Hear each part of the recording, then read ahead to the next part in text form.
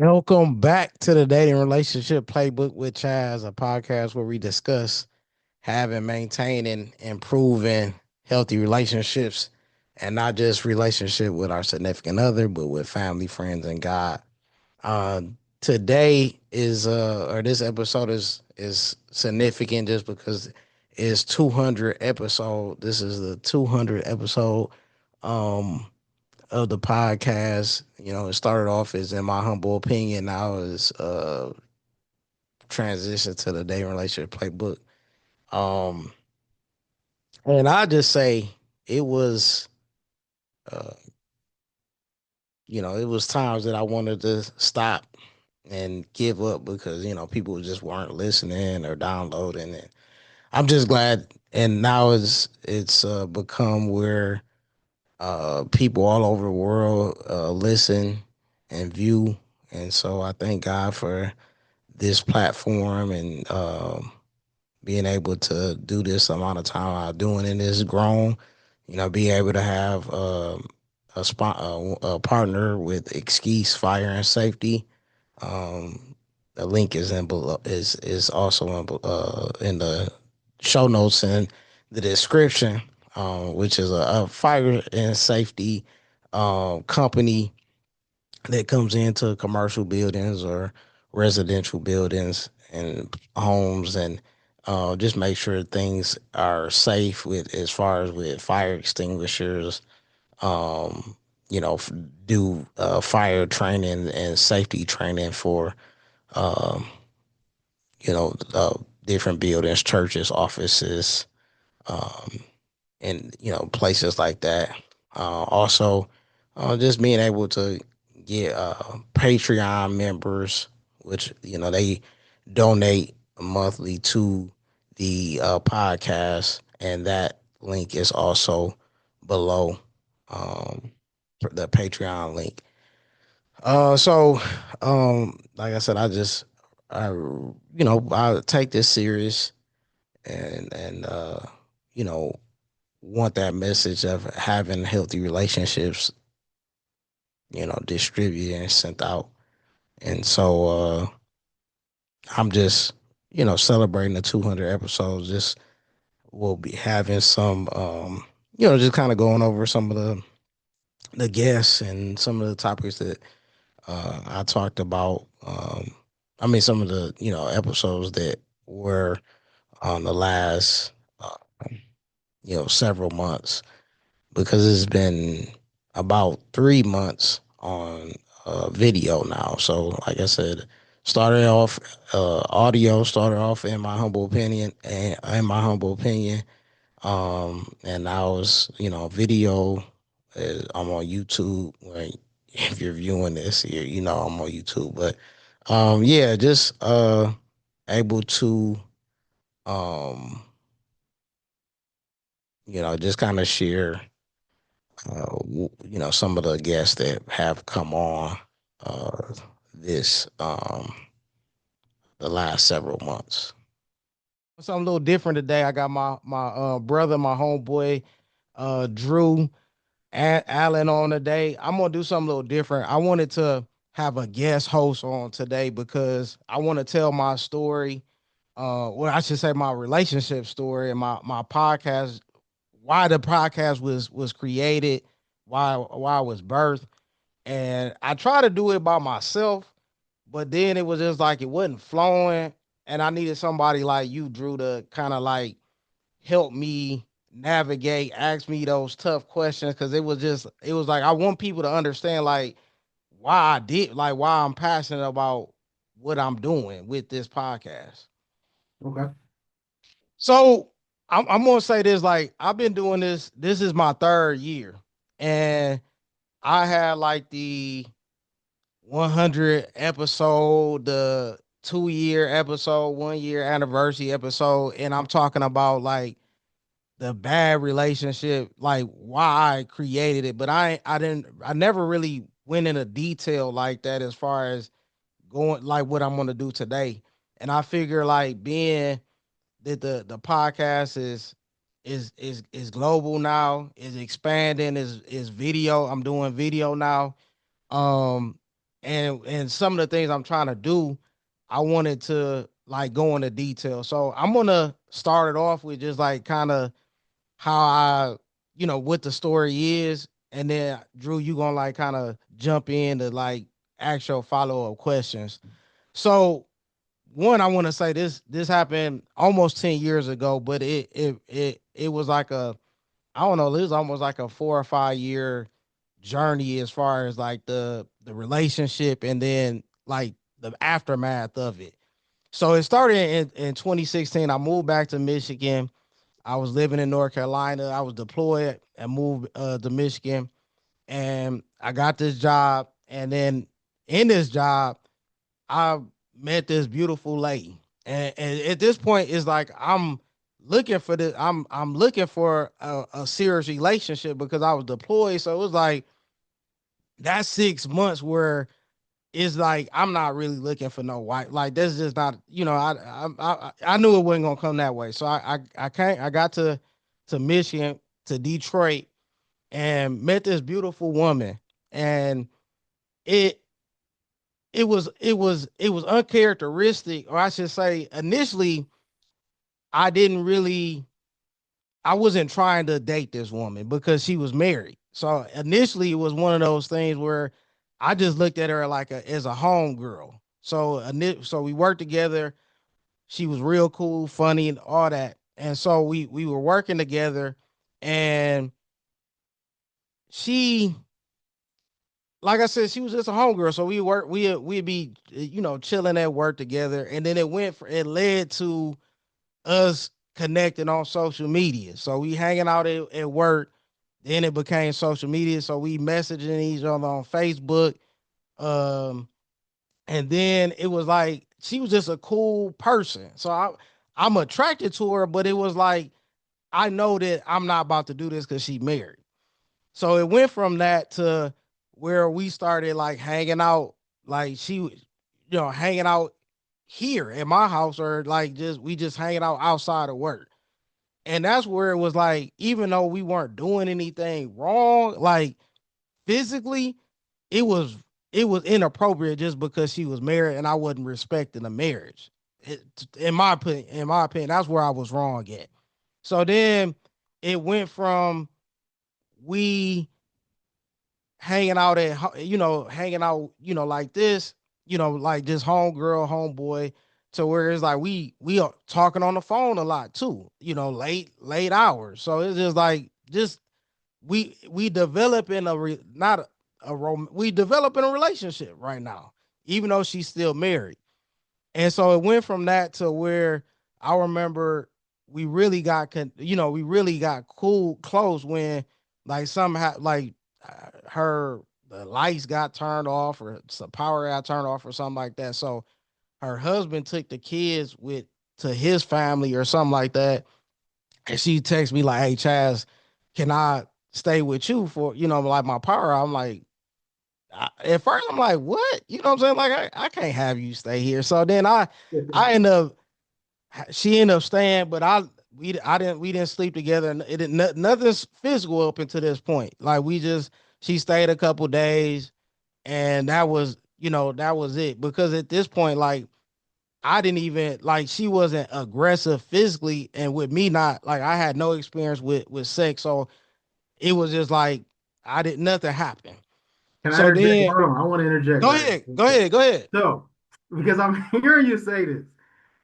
Now, you told me this woman was beautiful, all of this, right? But this your homegirl. Yeah, yeah. I know for me, I don't have, and this may sound offensive to anybody who might be my homegirl, but I don't have no homegirls that are attractive. Like for me, in my eyes. Okay. So Yeah, because I yeah. already know me, if I find you attractive, it can possibly go there. Yeah, So yeah, yeah. deep down inside, did you really feel like, okay, I see this beautiful, attractive woman. Yeah, this really gonna be my homegirl. Yeah, just because I had no clue.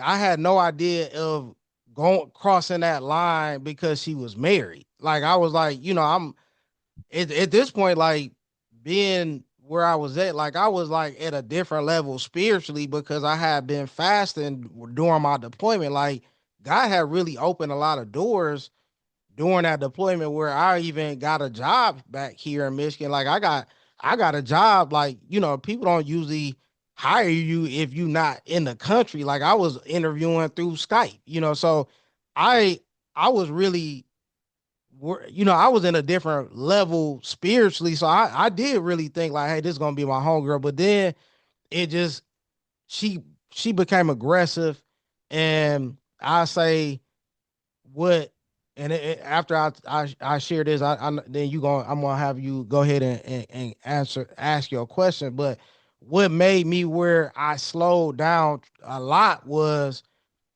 she, like I said, we talking on the phone, and one day, like, I was at work, and I'm like, I hang out with her at work, so I'm like, hey, this number keep calling me, and so I showed her the number, and she was like, oh, that's my husband number. I'm like, Oh, what? no.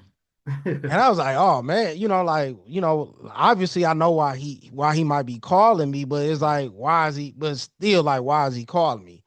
So then couple maybe like 30 minutes later or something like that. So I'm at my office, and I'm at my desk, and I it's one of those offices where it got the door, but it's like a window, like you can Right, see who's there if the blind is up. I mean down. I mean up. So I see her like telling me to come here or whatever, and so I go over there, and I'm glad I didn't say nothing crazy, because my man, once I opened it, my man was on the side, and she was like, "Oh, hey, Chaz, this is my husband, such and such." So we end up like talking, and he was like, "Man," and he's old. They're both older than me, so it's like I'm just brand new to the job. I'm like, man, I don't want to have no drama up in here. Like, but when he came, I was more nervous, like, dang, what if somebody come in here? Not that he was gonna do something. So he was just talking like, hey man, I want you to, like, hey, we having issues, but I need you to leave her alone. Like, man, this, right, you don't know what you don't know you don't know what the situation is. Leave her alone. Like, let me, stay out of it. right. He was like, "You're not the first person I had to talk to about this." And Mm, so she had told me she had a situation before me, but she made it like, "Hey, it was more like a emotional thing." I didn't know until later on what exactly it was, but he told me, he was like, "Hey, we having issues. Let us, I got kids. Hey, are you married? Like, which, I'm like, nah, I ain't married." And so I didn't really, I was upset, but I was more upset with myself too, because it's like, man, what did I get myself into? Because I right, don't, even to this day, I never, like, yeah, she did some bad stuff, but I never really like looked at her like, I never played the victim, or had that victim mentality, because it's like I chose that. right, And so he was like, "Hey, what's your, if you was married, what you think your wife would think, like, because he looked like he was the type of dude that he was. If I was married, he's gonna find who she was and tell her, like, hey, this was, hey, your husband, he with my wife or whatever right. like that. I wouldn't, That was so his lick back.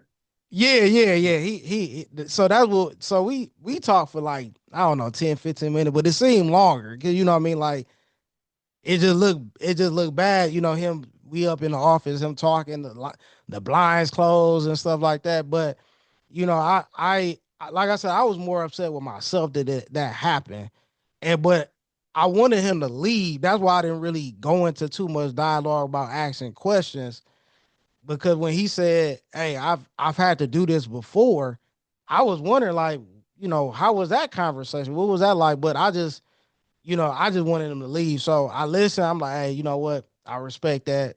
I'm on. And then he actually knew where I stayed, because he was like, hey, I saw y'all text messages, and up until this point, Drew, like, nothing physical happened like that. It Right. just looked bad because he's seeing text messages of us, and I'm saying, hey, this is where I live or whatever like that. But nothing happened So he physically. did know that she came to the crib though. He He was knew that, interested. yeah, Okay. yeah, but he didn't know exactly, and I wasn't about to go into like, oh, ain't nothing happen, it Yeah. just I was trying to just listen so he can get out. So that was where it was like, hey, it slowed down. I was like, hey, I stopped talking to her for a couple weeks, outside of work, and that's where it was like, man, God really protected me because up until that point, like people have done crazier for less. You know what I mean? Yeah. I know some guys that been with girlfriend, shot a girl, shot a dude for talking to his girl, not this is his wife. So, I thank God that he protected me because it could have went really bad. Yeah. So I'm good. With your, you can, So go I'm glad you into, said that because yeah. this was my number one question, right where you just stopped at. Yeah. So, given the situation, she married, husband that came to the job, he done pulled up on you. He said, he know who you are. He talking to you, he looking at you in your eye. Yeah, yeah, Well, I guess I know some of this story. So this yeah, is kind of jumping ahead because at this point, it does get to a physical level, right? yeah, yeah. Mm-hmm. Okay. Do you want to go there or do you want me to ask my question first? No, go ahead. Ask your question. So since I do know that part of it, Mm-hmm. like I said, my man that pulled up on you, he that came into your job. This is where you make your money. Yeah, You just said God protected you.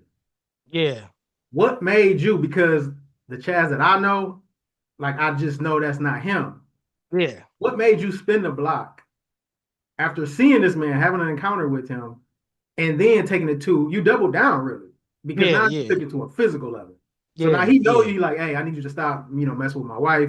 We having issues, but all of that is that ain't you need to just basically go on about your business. But you was like yeah, kind of like you poked your chest out and was like, man, forget what you talk about. Not only am I mm, going to continue to mess with you, continue to talk to your wife, now I'm going to take it up a notch and it's going to get yeah. physical. Like you just said, God Mm. protected you. So what made you feel like you had to get out of jail free card, like you was exempt in a way, like to now take it to a What? physical.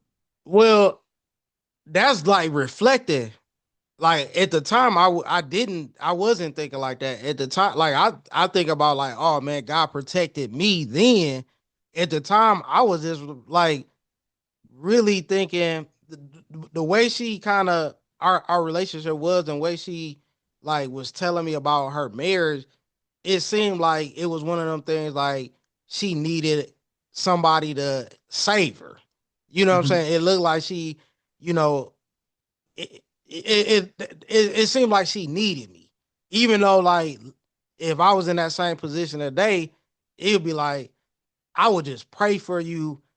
You don't need me physically. You don't need me emotionally. I'm gonna pray for you. If I was in a similar position with a married woman that's going through issues, like I wouldn't do that again because it's like it could have went bad.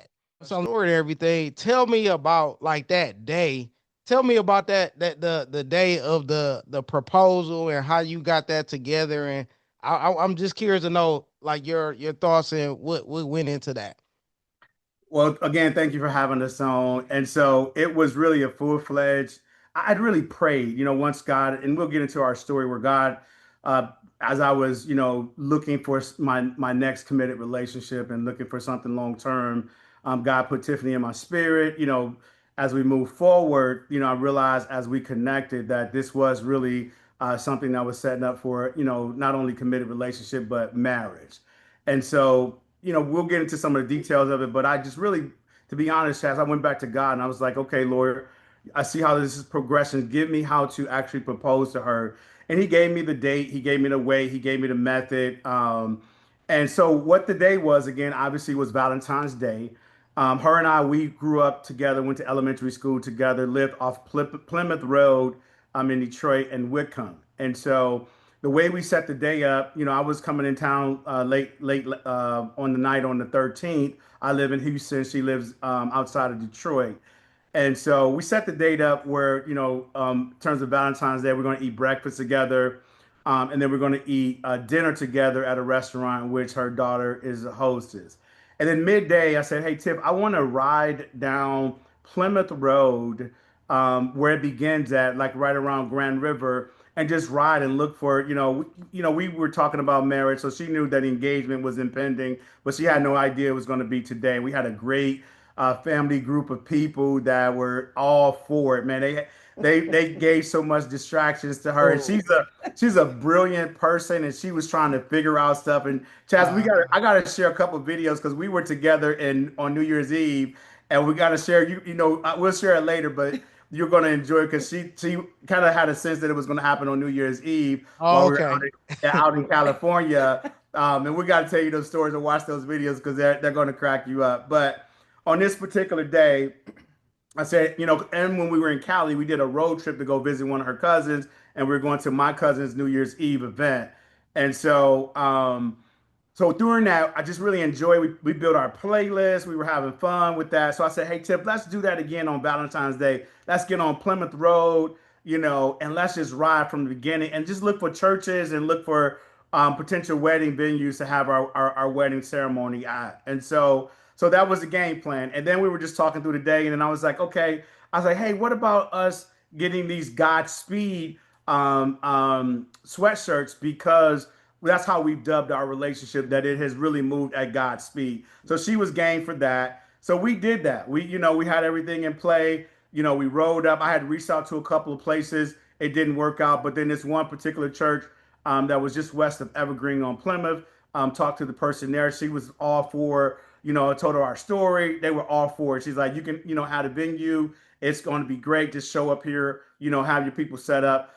So I worked with some people to get, videographer, photographer there. The biggest thing was getting her there without her understanding what was going on. And that was a task within itself. But we rode all the way up Plymouth. We got out at Plymouth and Grand River where Plymouth began. We took selfies there. We got to Plymouth and Wickham where I lived in the first block off Plymouth, between Plymouth and Elmira. She lived between Elmira and Orange Line. And so we rode down our block, and we took selfies on the corner. That then we got back on Plymouth. We just riding, we just talking. I seen a church that I had preached at one time, and there was some guys outside. We pulled in the parking lot. We talked with them a little bit. Told them to tell the pastor. I said, "Hey, he was actually from our neighborhood, him and his wife." And then we got all the way up to the church that we did the proposal in. And so we pulled up. It was bunch of cars in the parking lot. And matter of fact, this church was the church that Tiff and I were supposed to go to on our first date weekend. So she had already seen the inside of the church. And I was like, she's like, "Why are you pulling up here?" I said, "Well, I just want to see the church." She's like, "Well, this is the church we're supposed to go to on our first date weekend." I was like, "Okay." She's like, "It looked like it's an event here, but all these cars here." I was like, "Yep, Yeah. yep, it's an event here." So I pulled up and I was like, "Well, and I pulled up and I pulled in the fire lane. And I pulled right in front. And I was like, "Well, I just want to see the sanctuary." She's like, "Okay, well, you go ahead in because I've already seen the sanctuary." It's like, "I'm not coming in. I was like, Uh-huh. "Okay." So I get inside the door. I get out the car. I was like, "Okay, babe, I'll be right back." I'm pulling, right in front of, right up front, but not directly in front of the door. I go in the door and I count five, four, three, two, one, and I circle back and come back out to the car. And I said, "Hey, babe, the lady inside said we can see the sanctuary. Come on in. Let's go see the sanctuary." And so we get out the car. I cut the car off, and just trying to get her inside the door. We get inside the door. I had already set up. We knew which door she's going to walk into. We were going to walk into the sanctuary because we didn't want her to walk down the main aisle until wedding day. So Hmm. we get out and we're walking down the hallway that's adjacent to the sanctuary. And she was like, "Well, let's go in this door." I was like, "Nah, babe, I want to see the pulpit." So we walked down the hall and we got right to the door. And then I just pulled the door open, and that's when the video kind of takes over. Yeah. And there's a couple different versions of it that shows, her reaction, and so it was just phenomenal. That's what led up to the. Hey, Quincy. I did. I was the cheerleader out there cheering for him all through high school. And then, college is a little bit more challenging. So I Uh-huh. decided to focus on studies. And at the time, and you know what? It's also a lot to keep up with someone that's an Hmm. athlete. So between, trying to keep up with, his daily athletic things that he had to do in his life and my life and school. So that was enough at that time. Oh, that's awesome. That's awesome. Tell me about the proposal. Like, how did you know that was you're going to be your wife, and then how did you It was it a surprise? Like how was the proposal? Well, You let me talk because first of all, tell the truth too. no, this first of all, Chaz, the in our day I have to we laugh. didn't have we didn't have a theatrical proposals Oh, where we got okay, to set okay, up the stage, okay, okay. but the proposals were very important. And and Madge has always been aggressive, and so I'm a planner. That's what it, I yeah, so plan. in her mind, she planned my proposal, but in my mind, the proposal had been established, long before that time. So no, we in college, we talked a lot about marriage, and that was what both of us wanted to do, and so it was just a pretty much a general proposal in the simple fact that I just told her I loved her and wanted to marry her, and she questioned me, you know. Well, to tell the truth, okay, so we talked about marriage quite a bit as we were dating and all through high school and college and everything. And so when he was about to be drafted, I just gave him a look and I said, "Well, what are we going to do?" I said, "Because I'm not going to be the girlfriend hanging out at the tunnel, you know. So are Hmm. we going to get married, or am I going to go my separate way, or what are we going to do?" He said, "Well, we're going to get married," and that was pretty much it. So to tell the truth, I'm still waiting for that proposal. Oh, okay. Yeah. Well, you can see why the proposal didn't. To her, the proposal was minimal because she was more concerned with us getting married. But no, in those days you got a ring, and I did have a ring. I did have a ring before then. It was it was a promise ring, is what it was. It was a beautiful ring. But we had a beautiful wedding. We had over 600 people at the wedding. It was fabulous. It was really a beautiful wedding. yeah. Modern day dating. Is it modern day dating sucks or It can you is. It like is. okay? My Um, editor was like, "Don't you think we should do stinks?" And I'm like, "I don't think that that's strong enough a word because it yeah, just really yeah, sucks." yeah. Share how you birthed that book. How did it come? How did you like get into publishing and writing that? What was like the motivation behind modern day dating sucks? Well, it's my fifth book, and the other books they had a long process, and I had thought about them for a long time, and they were really my wish for people to do their heart work. My other book is kind of about the masculine and feminine and what God meant for that to be, but this book comes right out of the field. So it's Hmm. Modern Dating Sucks, a matchmaker's guide to love in a swipe left world. This comes from years and years of coaching and matchmaking and just watching singles just make all the mistakes, get super frustrated, go sit in the waiting room for a couple more years, kind of try to come back out, get on the apps because dating in 2026 is the wild wild west. And so that's where this book comes from. Hmm. And you're 100% right because dating in 2026 is even a lot different than dating in I don't know the 2010. For those singles that are they're dating. Well, unlike, I'm Gen X. So I was a teenager in the 90s. And so, unlike people like me that were born in the 70s and 80s and were teenagers in the 90s or early 2000s, things have really changed as far as how we meet people organically. A lot of people are just meeting strangers on the internet. And so, that's okay to do. I'm not against dating apps, but you have to go with a plan. You have to already know what you want and what you're willing to do and what you're not willing to do before you show up there. And so, the biggest mistake I see singles make is they just want to wing it like we did in the 90s. We're just out, we're just meeting people, we're just doing our thing. And that doesn't work anymore. You really have to be intentional about what you want, what your non negotiables are, what your preferences are, and know the difference between those two things and show up with a plan. After so y'all do an awesome job with that, man. I appreciate it. It probably because me and Cam been knowing each other for so long, so Yeah. I know, right? Yeah. take We've each been other knowing it. seriously. It's crazy. I know the chemistry that's be there because this is how we are outside of church as well too. So Yeah, I feel yeah, like this yeah. our brotherhood is just everybody get to see a little piece of it too. So it's just great to Yeah. do that with your jury. And like you said, we carry a lot, and we just kind of like we might not really share it with a lot of people, or we kind of like you said we might it just may be pent up in us. Like, why do you think it's like so many men that like don't really open up like that? Because it's just like we just kind of like, man, I ain't gonna tell. I take care of myself, or I'm gonna pray, or I'm gonna do this. Why you think we don't really share like how we feeling or how we like open up like that? Cam, you want to start or you want me to go?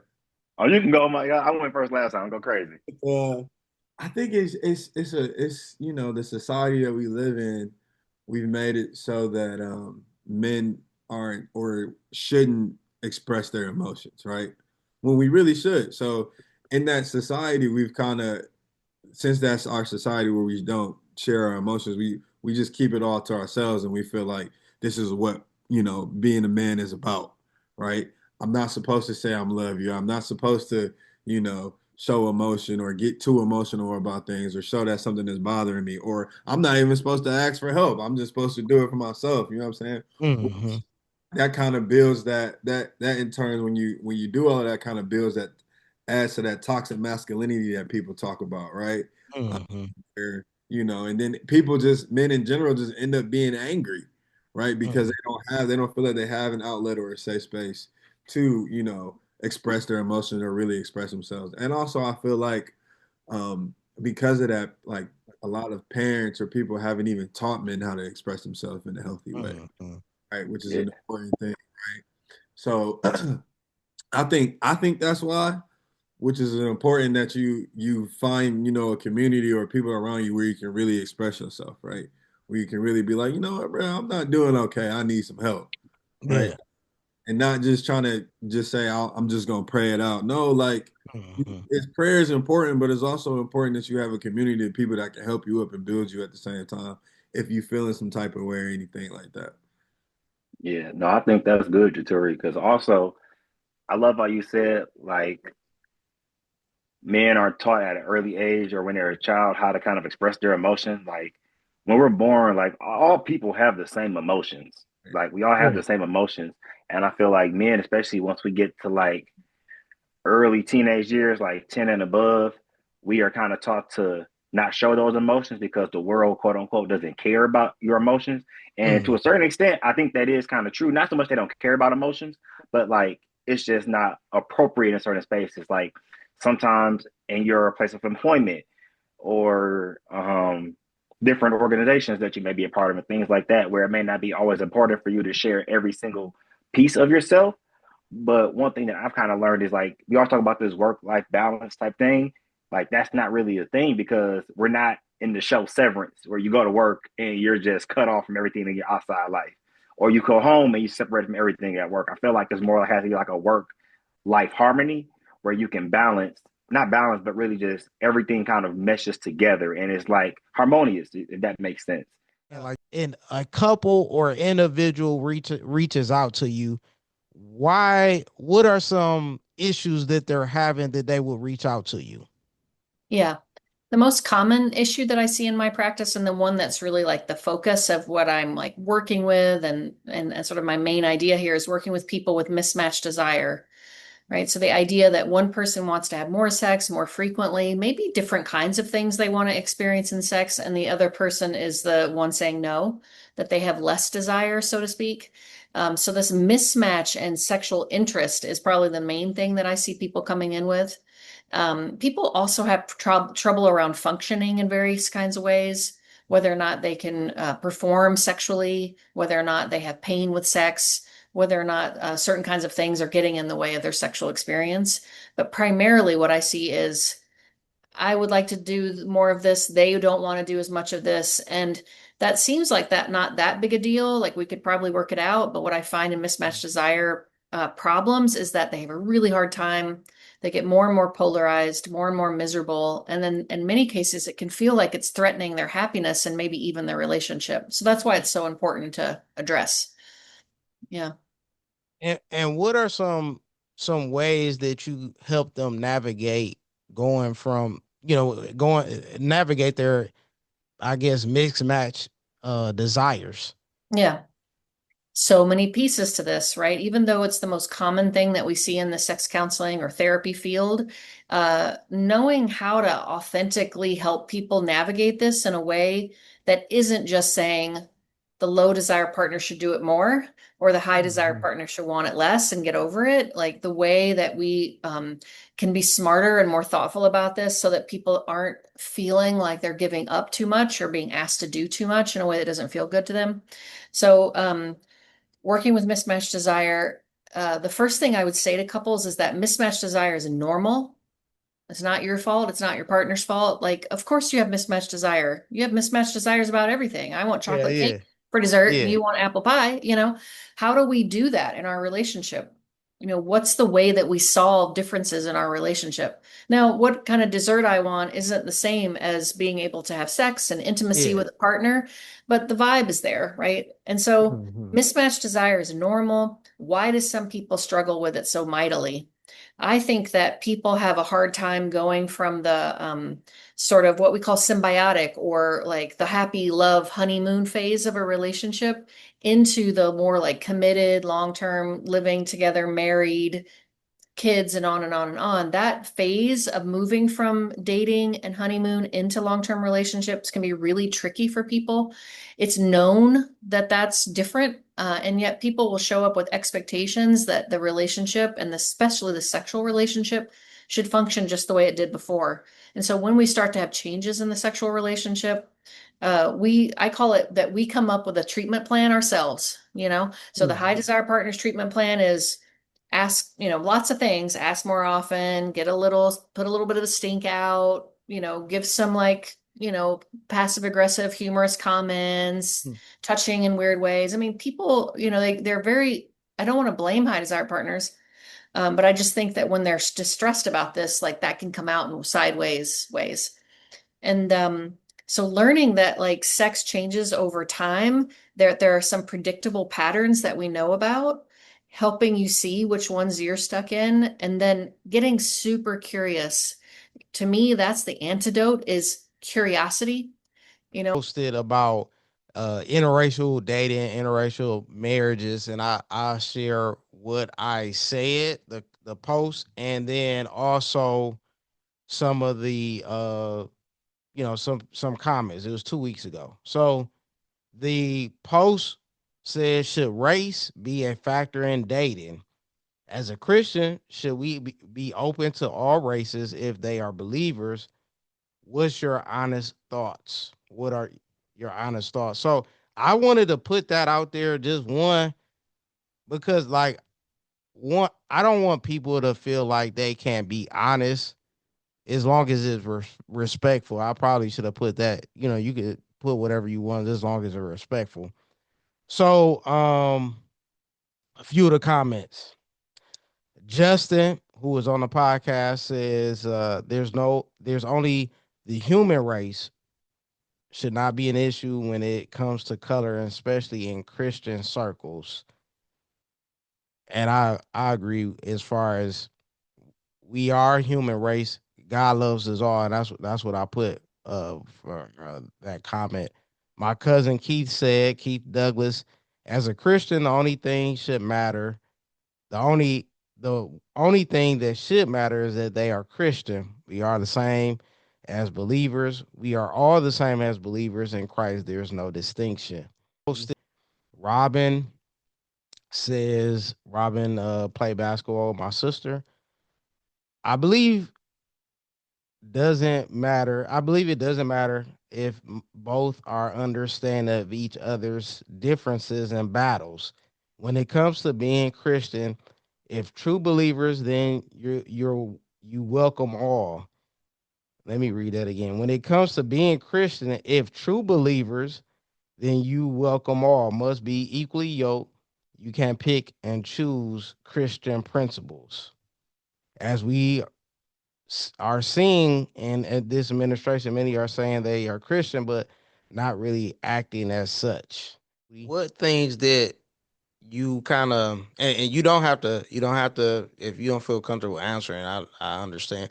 what were some of those toxic things that were occurring in your household to prompt you to go to therapy, which is an awesome thing because a lot of times, especially with the black community, being a black man, a lot of times we look at it and say, "Hey, we're not going to go therapy. That's not Hmm. for, that's not for black people." So, Yeah, it's for what white what a people. yeah, what occurred? And like I said, you don't have to answer what occurred, but I got it. in your house, and then like I said, congrats to you to go to therapy because a lot of people don't. What prompted you to want to do that, even though it's not, popular in the black community? Yeah. So that's a great question, and I joke that I'm an open book, and quite literally now, since I've written this like Yeah, tell-all yeah, yeah. memoir. But my upbringing was pretty hectic. To starters, I was born to a white mother and a West African father. Um, and from the beginning, my first racists were my white caregivers, right? Mm-hmm. When you're born with brown skin and, your primary caregiver is a white woman and they're not culturally sensitive or anything like that Mm-hmm. and pretty unstable themselves, you're going to be a little messed up. Um, so there was racism, colorism, there was poverty, every kind of abuse. The main ones, I know you said you want to keep it clean, but you got your physical abuse, your emotional abuse, your sexual abuse, your all of that. There, like I said, there was poverty, there was gun violence, there was issues between my parents, there was all sorts of things that I was just exposed to that and then at the end of all of that, feeling that and very quite frankly being told by the adults that you're in the way, you were not wanted, you're an Mm-hmm. inconvenience, be seen and not heard kind of thing. um and then having to live in a chaotic environment anyway, kind of like I didn't ask to be here, but I'm here. Mm-hmm. And Mm-hmm. then I have to figure out how to be here without bothering these unstable people kind of thing. So it's Mm-hmm. a very um you know, no wonder why I developed an anxiety disorder, right? Yeah, Like you don't yeah, have to be a yeah, psych major to know how yeah. that could, transpire. So it it was when I got out of that environment and um, you know, started to realize like, wait, I'm not prepared for adulthood. I am in many regards because I had to grow up early, but I'm not prepared in other ways like emotionally, relationally, etc. Because I have these trust issues. I have Um, is it is it abuse because you are this black boy, or is it abuse that, and this is just your opinion, or is it abuse that this person is, obviously they're going through, they have their own abuse and they're just abusing you. Does that make sense? yes. So you're talking about the caregivers, I believe, right? The individuals that were a part of the molestation, like, is that because like Mm-hmm. they see this black boy and they just want to abuse this black Mm-hmm. boy, or is it because they would do that to anybody? Well, in my case, it was my sibling and a child of a boyfriend that my mom had at the time. So they were other black boys. So it Oh, wasn't based okay. on race. Hmm. But it was I think it uh to answer that question, I mean, um and I don't want to get too much into it because the readers can take their time with it in the Yeah, book, yeah, but yeah, yeah. I think it's important as parents to make sure that um, you're invested in the development of your child, not just for a time, but for, hopefully life. Yeah. Um, and in the 90s, there was a lot of latchkey stuff going on where like kids kind of just took care of themselves and, you know, you just kind of roam the neighborhoods and things like that. And um, there wasn't there wasn't education about what to do if someone bothers you or something like that. And So Um, codependency started around the issues with a partner who was an alcoholic or an addict, but it's broadened into really anybody who puts their partner in a position of trying to change them or fix them and not accept who they are. And what happens is the partner gets resentful and my life gets worse. So it really doesn't work for either person. when you talk about codependency, does that happen beginning the relationship or middle, the end? Like Yeah. when does that occur? Well, it can happen at any point, but really it would happen in the beginning. And I'll tell you a big symptom of someone who's codependent is someone who starts dating someone who has some problems. So I'm Hmm. going to date someone and I may recognize in the first few dates that, oh, they might be drinking too much, or they might have a little bit of depression, or they're really in a conflict with their parents all the time, or whatever it is. And I have this feeling like, oh, I'm going to be the one that's going to help them. I'm going to be the one that's going to change them. I'm going to be the one that's going to make them happy. And that feeling from the beginning is a setup for lots of codependency. Is exactly what happened. If they will cheat with you, they'll cheat on you. Yeah. You know, what I mean, you like How you something say, start, if it start messy, it's yeah, pretty much gonna end it's messy. yeah, Yeah. it's gonna is. Hey, but I'm gonna take back the host the host thing Go ahead. before we wrap, man. Was there anything else that you wanted to share? Because like I knew it was gonna be long. I didn't know it was gonna be, you know, I knew it was gonna be long. So at first I was like, man, I might have to do a part two. But I think Yeah, for I sure. covered everything I wanted to say. Yeah. And like I said, hopefully people can understand. Like, hey, like everybody make bad decisions. And I got through the point where people look at me differently now, because it's like if I'm looking at the Bible, we all made bad decisions. We all sin. So if somebody look at me like, hey, you was doing this, it's like you doing something too. So I can't, and that made me to where like I look at it, what I've done, and it kind of made me have more grace when other people made a bad decision. Yeah. Like I'm not quick to judge. Like, hey, you know what? I've made a bad decision too. And this is the last thing I'll say about this, because you just said that. Just because you make a bad decision don't mean that that bad decision has to define you. Yeah, So yeah, take it as a yeah, life lesson. Just don't let it yeah, define you. Just learn yeah, from your mistakes and keep it pushing, man. yeah. Y'all gonna make And mistakes. and I say this as well. Like I said, I did it for me spiritually, but then as I got closer to pastor, it's like, man, I can't be, you know what I mean? Like I can't be representing C Yeah, tab, right. because I remember doing that, like not, like I was like, okay, I'm leaving this woman house at 5 o'clock and stuff. Like Yeah, I can't be caught out here. And not just because of the optics, but I can't live that.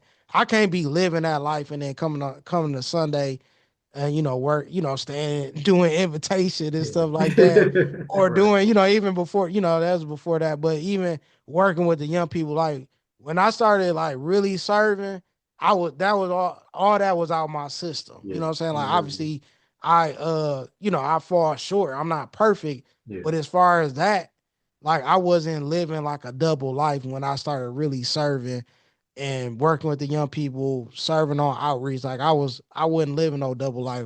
But when I was, before that, I kind of was playing on both sides. Right. For sure, man. But I just, what I'm saying? I just want people to know, like, hey, I ain't, like that's all out my system. Obviously, I do, I make mistakes. I make, bad decisions. I sin, because we all, we're not perfect, but I want to make sure I'm representing God. I want to represent CTA. I want to represent my family Yeah, the for right sure. way, and I don't live. What I mean, I'm trying to live right. I'm trying to live 100. whole. Yep. Okay. All right, oh, go ahead, man. No, that's it. That's what I have. Okay. Yeah, man. Well, one, I want to thank you, man, for taking the time out to do this. Like, cause it was, like I said, it was hard to, when I was trying to do it by myself, it was hard to really explain everything. And I'm glad you was able to ask those questions. You was able to kind of like, it was, it's easier just talking to Yeah, somebody for than, sure. Yeah. me just doing a monologue, just being on here saying it. Like, so it was easier to do it like this. Yeah. No, I appreciate you having me on, man. Yeah, Anytime you yeah. need, man, if I can do it, I'm gonna be there. Yeah, yeah, I appreciate it.